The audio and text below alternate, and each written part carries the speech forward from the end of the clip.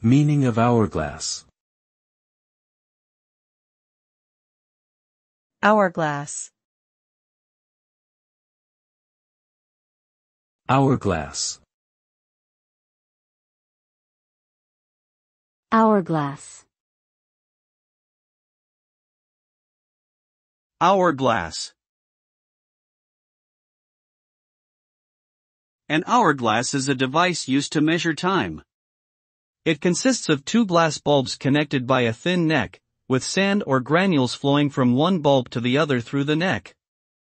The amount of sand in the upper bulb is measured in units of time, and as the sand runs through the neck, it measures the passing of that time. The hourglass is an ancient invention and has been used for centuries to time various activities, from cooking to religious ceremonies. Its simplicity and usefulness have made it an enduring symbol of the passage of time.